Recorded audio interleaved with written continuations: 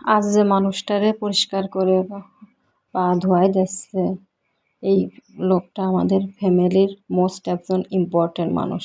আজ উপরাল্লাহ তার সাথে এমন করেছে যে আজকে সে ঘরের বাইরে, এমন পরিবেশ হয়ে গেছে। আমার ভাসুর বাইরে নেমেছিল কাদা, তাই পা ধোয়াই দিচ্ছে, পা ধোয়াই যত্ন করে শোয়াই দিচ্ছে। তার কোনো একদম শিশুর মতো হয়ে গেছে, সে কিছুই বোঝে না। তাই দিনের বেলায় সে বাইরে থাকে, একটা চালা করে এখানে রাখা হয়েছে।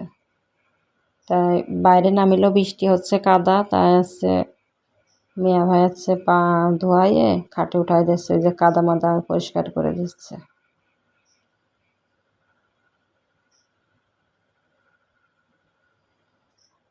কার জীবনে কখন কি হয়ে যাবে কেউ বলতে পারে না। মানুষ মুরব্বি হয়ে গেলে কি হয় উপর আল্লাহ জানে।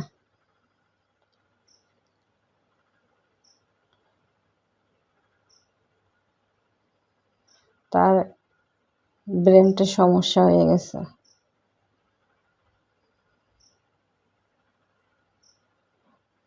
কিছুই বোঝে না, কিছুই জানে না, এমন একটা ভাব। শুধু কাদা মাটি নিয়ে খেলতে ভালোবাসে, এমনকি পায়খানা করে সেটাও খেয়ে ফেলে,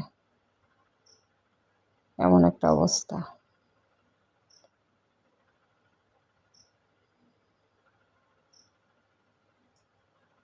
দেখেন ডান হাত দিয়ে পরিষ্কার করে দিচ্ছে, কতটা ভালোবাসে তারা। কতটা ভালোবাসলে এরকম করতে পারে একজন পুরুষ মানুষ। ঘুমাই থাকতে বলতেছে, বলছে আর নাইমে না, ঘুমাই থাকো। সব কাপড় ভিজাই ফেলাইছে,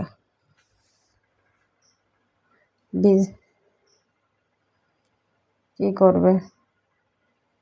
তাই বাইরে দিনের বেলায় বসার জন্য একটা ব্যবস্থা করে দিছি। আমরাও ওখানে বসি,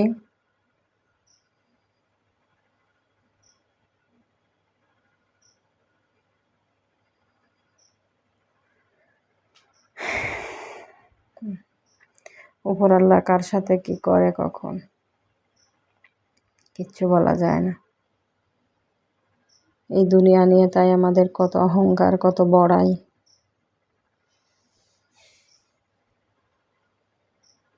সুন্দর করে পা মুছাই দেয়, একটু পরেই ওখান থেকে সরার একটু পরেই নেমে যাবে।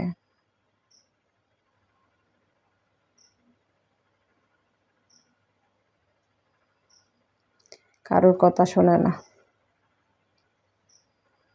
শোনার মতো অবস্থায় সে নেই, বোঝে না, মুখের দিকে শুধু তাকাই থাকে।